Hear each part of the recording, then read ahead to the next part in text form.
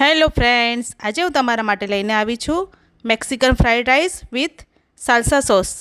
જેના માટે એક પેનમાં આપણે ઓલિવ ઓઇલ લઈશું. તેલ ગરમ થાય એટલે લસણની કટકી એડ કરીશું. લસણની કચાશ દૂર થાય ત્યાં સુધી આપણે તેને સાંતળીશું.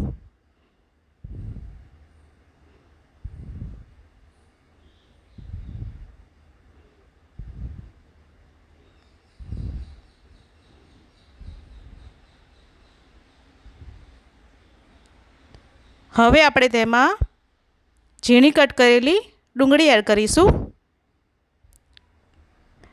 એને બહુ વધારે કૂક નથી કરવાની, બસ એની કચાશ દૂર થાય એટલી સાંતળીશું.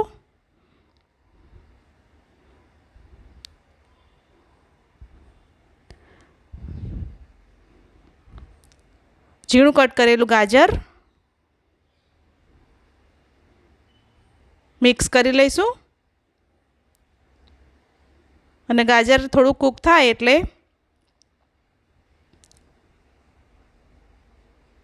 તેમાં આપણે 3 કલરના કેપ્સિકમ એડ કરીશું.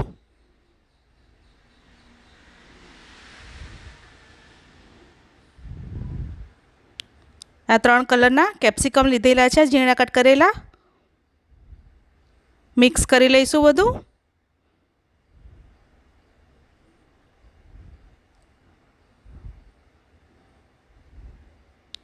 હવે તેમાં કાચા ટામેટાની પ્યોરી લીધેલી છે, જેને મેં મિક્સરમાં ક્રશ કરી લીધેલી.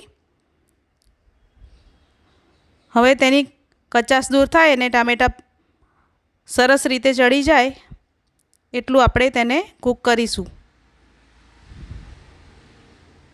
તો ટામેટાં કૂક થઈ ગયા છે.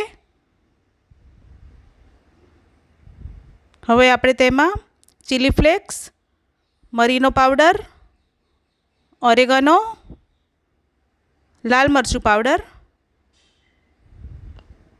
મિક્સ કરી લઈશું.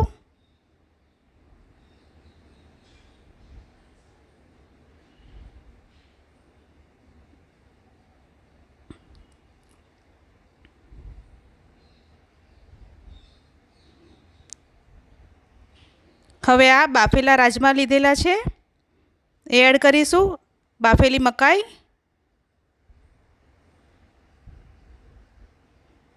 અને કાચું ટામેટું લીધેલું છે એ એડ કરીશું અને મિક્સ કરી લઈશું. સ્વાદ પ્રમાણે મીઠું,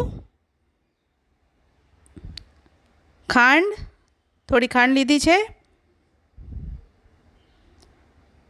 જો તમે આ સ્ટેજ પર ટોમેટો કેચઅપ નાખવા માગતા હોય તો ખાંડને સ્કીપ કરી દેવાની અને ટોમેટો કેચઅપ એડ કરવાનો. અત્યારે મેં ખાંડ લીધી છે ટેસ્ટને બેલેન્સ કરવા માટે. હવે આ કોથમીરની દાંડીનો ભાગ લીધેલો છે, ઝીણી કટ કરેલી. ઓલિવ્સ લીધા છે, એ ઓપ્શનલ છે.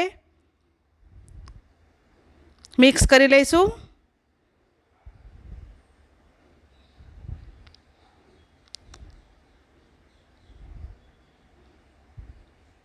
આ બધું સરસ રીતે ચડી ગયું છે અને સરસ રીતે બધું મિક્સ થઈ ગયું છે. હવે આપણે તેમાં મેં ભાત પહેલેથી જ રેડી કરી રાખેલો એ એડ કરીશું.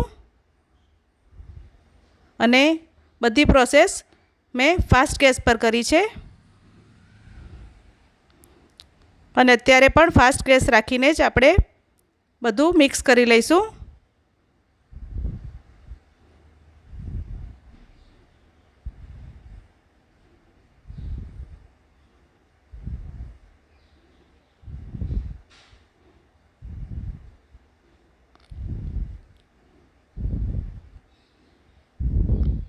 એક ચમચી જેટલો લીંબુનો રસ એડ કરીશું. મિક્સ કરી લઈશું.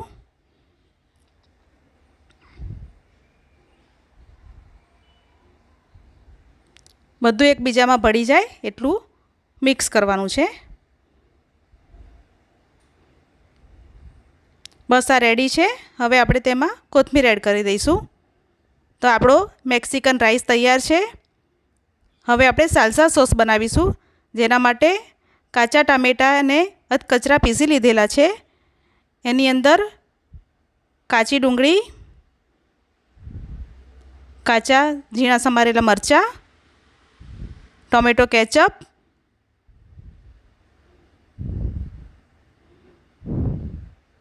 રેડ ચીલી સોસ,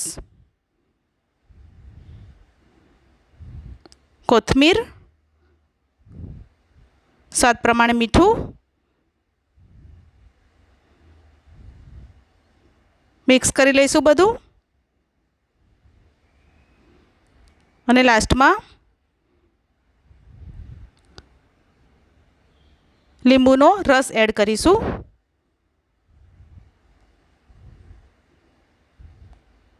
મિક્સ કરી લઈશું તો તૈયાર છે આપણો સાલ્સા સોસ, જેને આપણે મેક્સિકન રાઈસ સાથે સર્વ કરીશું.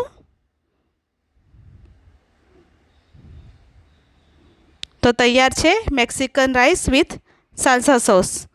જો તમને મારી રેસીપી પસંદ આવી હોય તો મારી ચેનલ ટેસ્ટ ઓફ વેજી ફૂડને લાઇક, શેર અને સબસ્ક્રાઈબ ચોક્કસથી કરજો.